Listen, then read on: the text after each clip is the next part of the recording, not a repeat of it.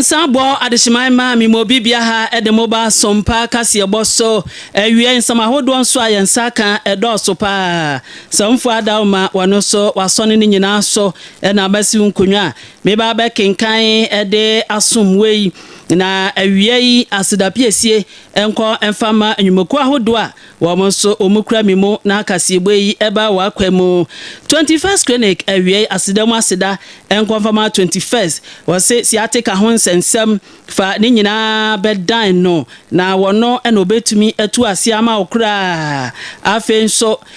se wo stroke anase wunua bi adamfo bi ena bibi sa atono a mesra wa fanko 21st clinic na wo mo ehwe no emwa no entu ase kra emfa emma no awie ono so ekramu na akasie eba na ba no mobile phone sensam de a ene na foni chiremu ewo Orange Mobile na ono so obeboa wo ama mobile phones bia wo pe no wonsa atumi akabi awie okramu den gift import so wano so ekremu ena kasiegbeyi eno so eba wa kwemu asidamu asida enko enfama wo munyina awie ensemu a etodwa ewo kasie ni mu no edo so pa na de wobetie bi enese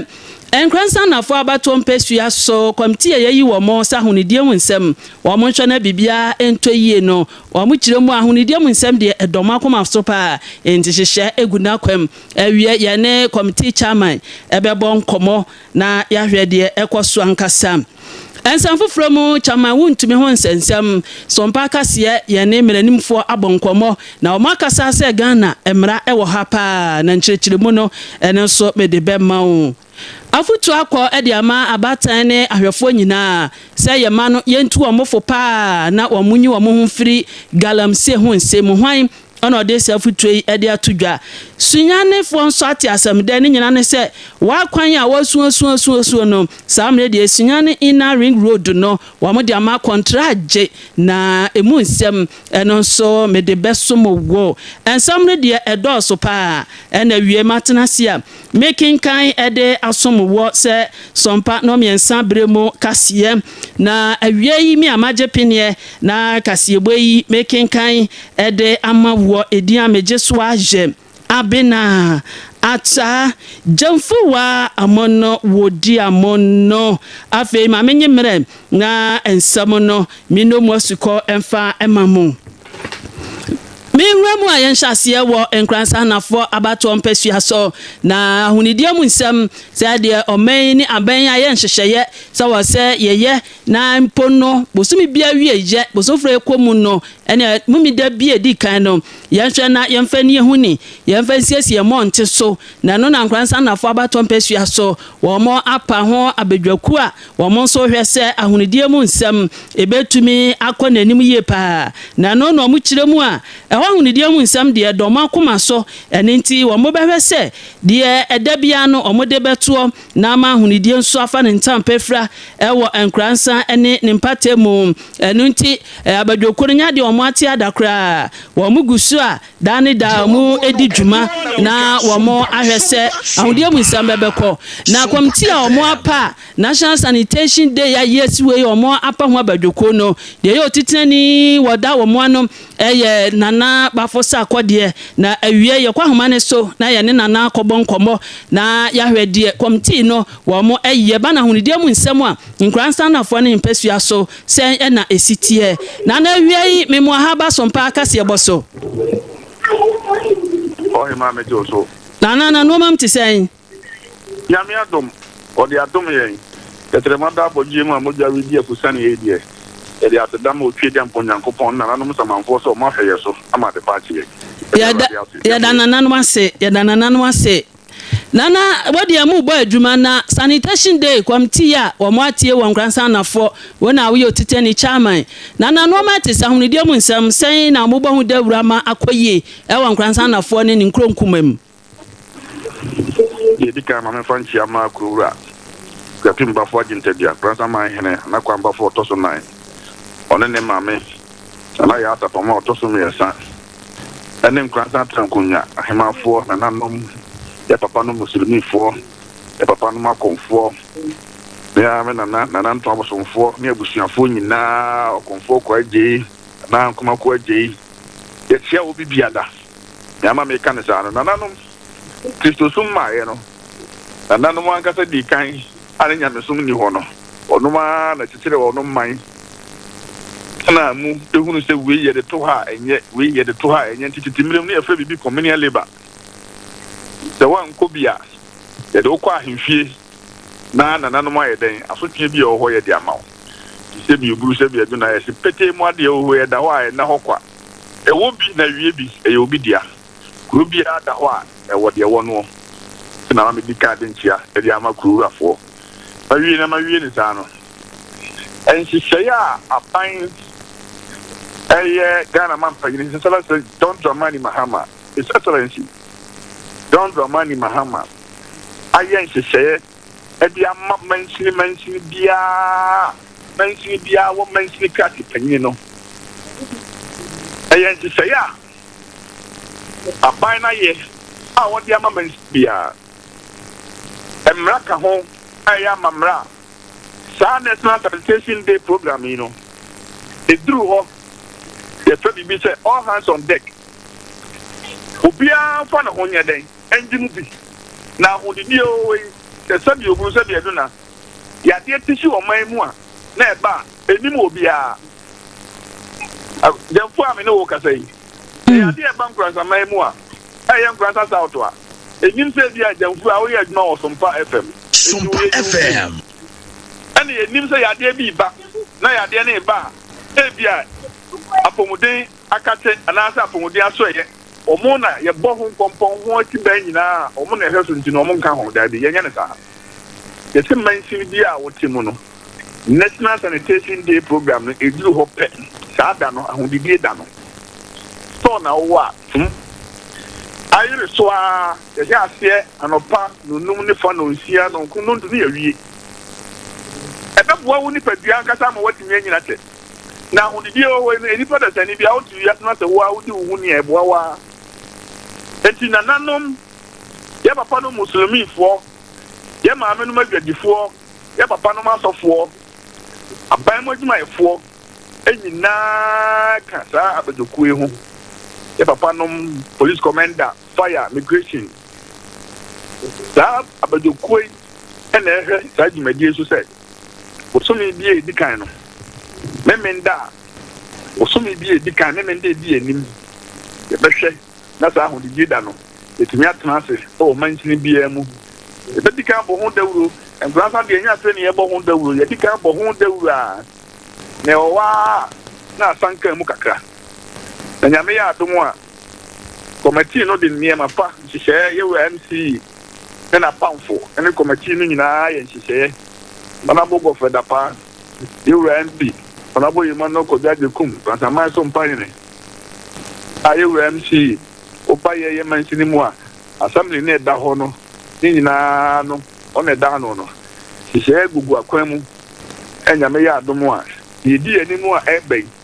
se wote hu da ubo e wote ntamfidie so a nya fe na akwa se me de menka ho na me de me nipa so nko bi ahun de da no duru a se bi oburu so bi eduna e na nanom hemfo nyina ka ho bi ahema afo bia pieba montel so e me ye nyina ye hwese ne be ya ahun de a ye nyina ye pese ye betimi ahia no na ma se bi oburu se bi eduna ahundidie na enwie peye kofa yade ahodo a enam ahundidie a enwie peye de breye no ano betime abrase yi committee no MC MP na nanom e de niam gugu akwan mu ya me ya adoma ne die enim no ye beye ye no enkoye sai ba kum yenu miensa bi na ye no we ne beye se wan pia bonten na ye ba beto na ye ba bejuru ho to wa bie o store no na wo pretia eno nkonkoye se ebia TBC dabi e ho hyehyɛ beba ebo obi anu wa sebe ososo le Ghana mra ko na se hyehyɛ na e wo ho na assembly na assembly bia wo na ndi de betu ho wie na koduru court na court eja o te ko na wo de ososo le Ghana mra nyina ya sheda o mampanyini na pamfo ahye mra e de aba ye di so na won ko ade wo ni paso no kubi na eduru ho na se won ka ho a court no jawa for baby na na enya na manu bo se de omani abrinti no mo de dwade di anim kra to ho a mokọ akọhyiam na ma foto ato adwen no aya no kra na adwento ato ano obetimi ati ho kakra amaya na baba jemfua nana de ubo eye na esan ye se wi ase ni pa ye wo wa e be kaka ye ho na sabe obi su na kan ye o se ne be ya dada ye wi fi ye ho na ye be tiatia ye ho kaka ye ho ti ni ba da sani bia wo nsem afu no nke san kani pa nka wo nsem fu ko ni nyina ka wo nam no ho bi enti we no enhyiamu die na nyame ya adom a wate a wo ka wo asem nyame ya adom e be ba so adwa de di enimi ye kwa pochia ye ne ma menum adwadifo idumfo enyina da ye papa no musulmifo ye papa no masofo nananom assembly members ye kwa pochia ne ya to adwena fa kwan pa edan du a ye betimi de tu sa na mo na enkwan south mention mu ye pesi ye tu no e be wie pe ye ye sa to sumie no e be bobo ne ma di ho a ye be wie a enkwaye no nko ase ye pra Sumpa FM. Ye be wie no. Ye wura kro wura. Ode ne ma me no. O ma da roma ne ye di dwumadi nyina sa wie ma ye di asem kransa ma ni mo nyam ntino. Uni a wanye bia o wi a untimi nkokata obi hu na obi. Emra na ubedi. Ni nyina be bobo ni nyina ho. Ti se o ti bi sa ni nyina aka ho bi. Nana ye da mo asepa zetachima he mo ahyemra se wa obeye fi no ye twa sika bi ato ho nti ye bompa ye se nhyamdie no bibisa be piem na fe ayensa na ho ne nyina ye pie nso ne du so a ya ba be prepare ye monten so nana bibia ni ho a ye mfa hunsi esan ye mirinti Oba jemfua nana ye boda wuro asem tropo so mo da wuro bi mo asem tropo yada ye se o man mu wo ho na o man ni benya ni mo nyamo a da ubo ka ho bi o man mu ebenya nkoso a eye da ubo oba sompa ka tafidie so du wiase amansan nyina na ne titu kura de nkwansaman mu obi bia o tie sompa benzo o tie nkwansaman yidie o tie nkwansaman koso mama ye moa ne nyina ye fampi ye ho so ka sa da ba ko pe no a eduru wa ye se don hiri binom ye de tete gotam ye de aprapra ama o man no mu ni ko no montini mu ada ho no enye bone agoje mpofo je mi ofa o ka asem bi e ma me nua o se asase ye tisuwe eye kurukuruwa etwa no ho abribiada etwa no ho wie so esan besinati enti wo dia aya ajen papa wo ye bibia ya de pa na ne wo bedua no eno ana wo betwa wo hu ne ma sisi enkran nom ne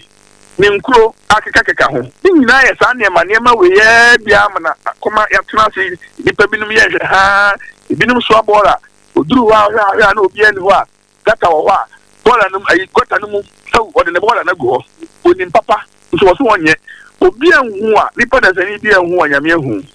eno no matena se aye hwe ha won kanane ne mantem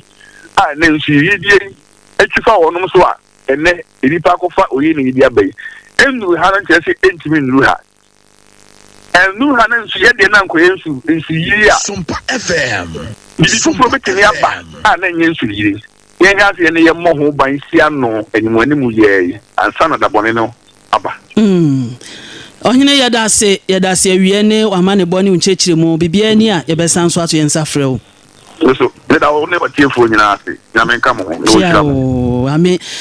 nana bafosa akode ene no bonkomo no sanitation day committee omoatie ewo nkransa nafo abato mpasua so wono ena waye otitine ni ntihyehyɛ ya egu akwam ene omani abede no ena wie nana yene no aboho enkomo no yakwa yenim kase yenim dia yenwura mu chama wuntime ho nsense basante mantemu otitine de ma MPP amanyokuo no a ezusa efumagudi etu ezusa galamse sebio ne ho bom nti na asem ye dia nei yɛde na akwa akotumu a so nkodam fisha na aduonum no na asɛm no ho da awetwe aguso a ɛkɔ so ho adwenkyerɛ ɛda so ɛba na awie sompa kase yɛne mmranim ne private legal practitioner lawyer Ohene Esel abonkomo agye wono so na adwenkyerɛ ɛde afa saa asɛm ho ɛna wɔkyerɛ mu sɛ mmra no deɛ wɔ hɔ pa na sɛ deɛ mmra no sie no ɔno akasa wɔkyerɛ mu sɛ empo no temuoni a wɔtena asɛm ne yenu so no asɛ wɔhunu chama mobompo ɛno no 20 years na sɛ mmra no so wɔde yɛ adwuma finkyem pa deɛ a anka ɔbɛma no deɛ ɛkyɛn saa enti yɛhwɛ ho yie ɛwɔ ya na motuo no na sɛ mmra no so deɛ ne nsa so mu a mmra no ɛne wo ebedi ne nkyerɛkyerɛmu ade ma yɛ no ebini the mechanism the plan so on na we can get man can say the consider so man 20 years because we share emrana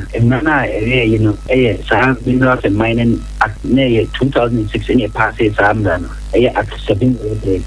from 2006 exam na wo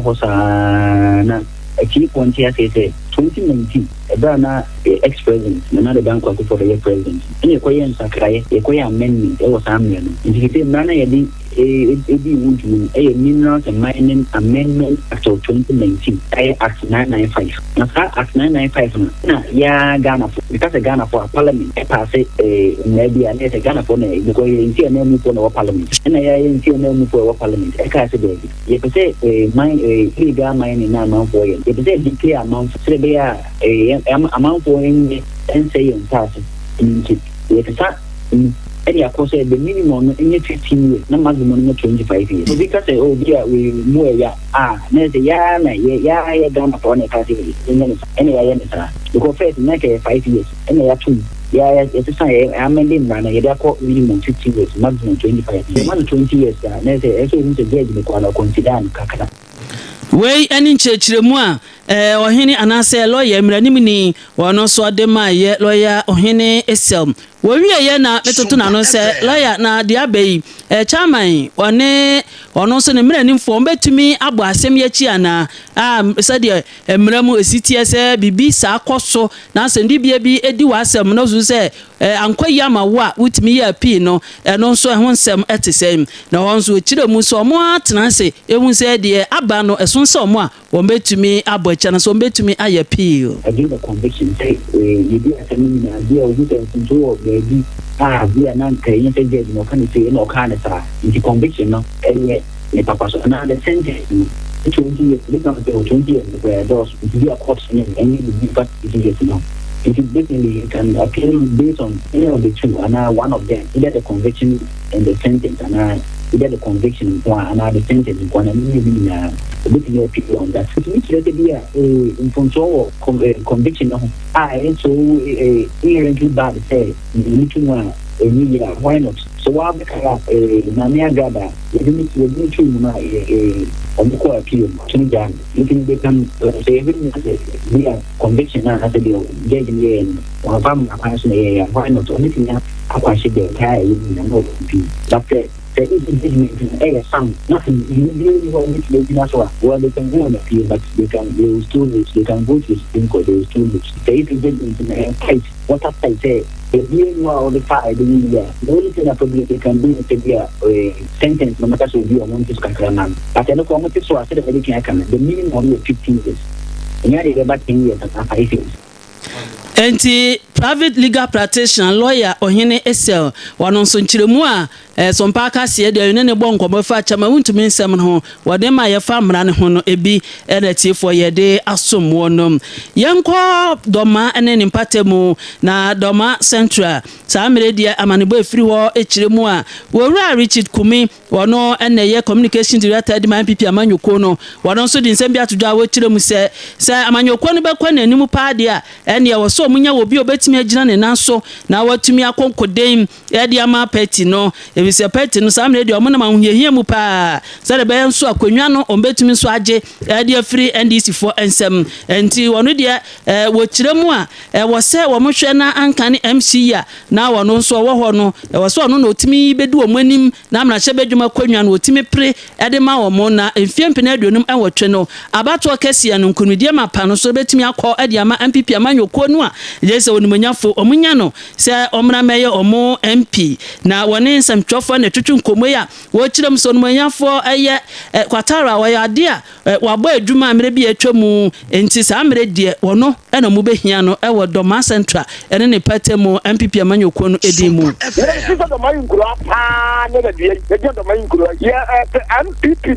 MPP ni mana bedia ni mana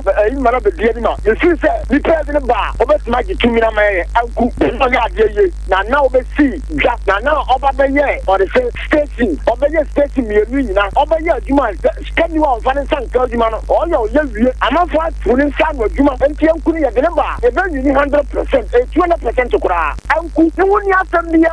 akonya obedi ni fie woche no ukonkreta ma odiye adwuma oye so oyeye onye ntie bia obeye na adwuma ye perfect o ni po nwa koda odibuo ma no ukwana so sia o weke correct enti sa ni po we sia bantene so oye adwuma ma bia wu ni sa adwuma ni po oni ba ya mpia fi se wo be ni aburo so bia nya no akoro mpanifo kokorafo bia nya no ti ono an ni fi se target me kan bo me na ba 2020 enti dani abrepa enti owura Richard Kumi ena mote nenkano na ewo bono mantamu ne de ene na asam danso a saamre yenuanom sunyanefo nso saka echiremu a sade omo nso asuasuasu se wakwan aprotete atese kontebe na akwani abadi ayede ade amomu nti omo nso de adesede ede fampanifo so ma ne to aban na amane ba yen saka echiremu a ene asem papa ena aba sunyane ina ring road no ekwan eda ho no saamre de omo de ama kontraje yewura Kofi Job ena omodi ahye ne nsa se wonye ekwan no na enye fefefe enam so ma abono mantanu suafom emranim ni lawyer Joseph Ade Akwaboa wode ensem bia to nsentwafo anim a wo kire mu se de yatia no sa enetie na esia na kwan no omodi ama kontraje a yewura Kofi Job hwebe oba be ye kwan no ama kwan no aye fefefe ama bibia nso ho ahehan no obia nso ho beto no ene akwani abadie nyina eno nso ebetumi akoso ewa bra bibia dida na kwamum na wo kiremu a ndi isu abande se de omo ani abre no wo mo ebeye de omo aka bia de omo aka bia bo hye bia omo ahye bia no wo mo so ebeye ebe na kwa ho ene no ma bebre hu a na ensam no nkyerkyeremu a wo de ma je no yenya bi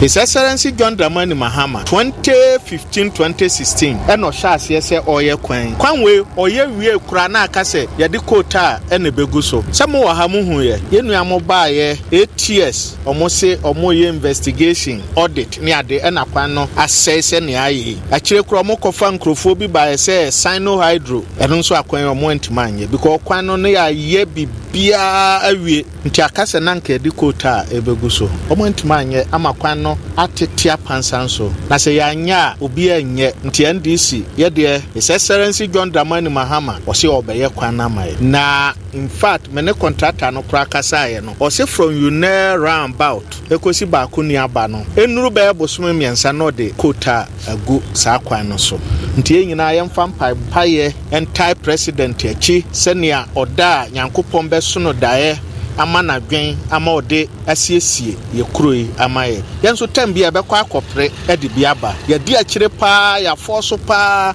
na sa kwan nyankopon aye ya doma sese abrewa yi puma kwan mu nti ese de ye inner ring road na outer ring road no nso Kofi Job ogusu a oye ne dendenden nti menense by the end of this year na outer ring road no kota ewo so kota ebewo so ama kwani abadie nso ayefe eni bono manta no soafo lawyer Joseph Ade Akwaboa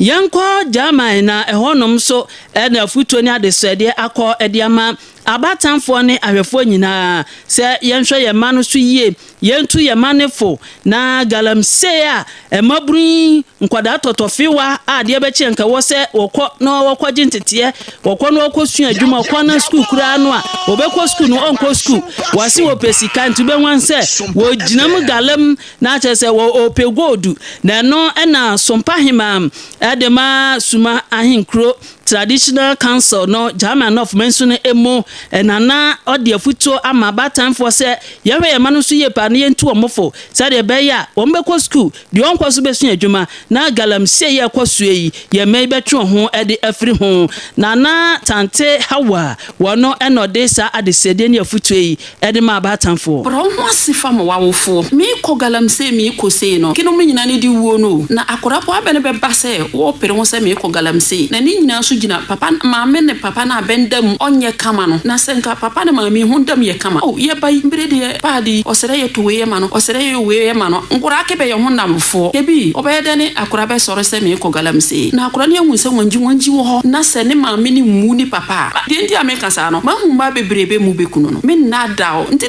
me nka se me ma ke be ye na be mba bi wo ho timi sipini wo ni mu na we obede na akura na brabo be ma no so ye nipa bia ne kra ne katafie no ede so wo bi woni bottom so ni bi woni bottom oyo nipa bia nyame ampo no sonko a ne kra no wo duru a otimi katafie no wahu ndi wanji ne yawuram sepe ubehu na akora ne bi wo ko galam so otimi kra o maame ma wo bebere otimi hunda ka kire o maame mbere de nyongofo ko wahu se esa we mpo mpesa me kona mbebo maame wahu se wo kire me ko na eminya sika ya na maton so akọ school o nyango bo no peba nyinike ba ke munu no no akese ko ka kire no na wawie se akora ba ya ke ono so ko ka kire o papa wahu ubehu na akora ya ko no de beba ne yade no de beba ni wuo na nso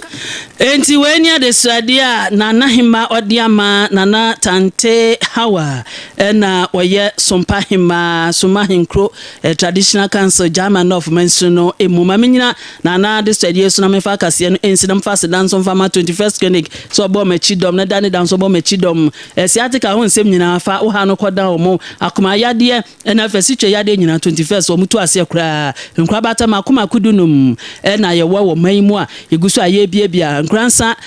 new market kwane so ye be children's park no te wo de wo ha no ba ye betu ase ama akra sunya ye wo ho kuma se na afi nkranyina asa winyina be hu yen awie yi be na fra betumi afre 0540311311 21st clinic na the sciatica expert the clinic of your time asida enko emfama 21st obo machi dom kase no asi nsema ho de twagwe na edosum nkransa na fa batom pesua so sanitation day abadwoku ayapa no de woti wo mane manase titinani de ma committee no eye na nabafo sa akwade ne na bonkomo na na chirma hunide mu nsam de na nanu kura mo mugire mo nkransa enti no wo a wonim na eduru so na wampia ama hunide ankoso no ene emra ene ubedi a awie uti mo nsam no de na edoso na metena se amekenkan ye de ma wasdan konfama so mpaka se edemfo nyina bra eben systematic press me nyina so eboaje Facebook no ma no de ekwa mu so mo share ho no ye da mo ase awie me amekenkan nsam no nyina ma wo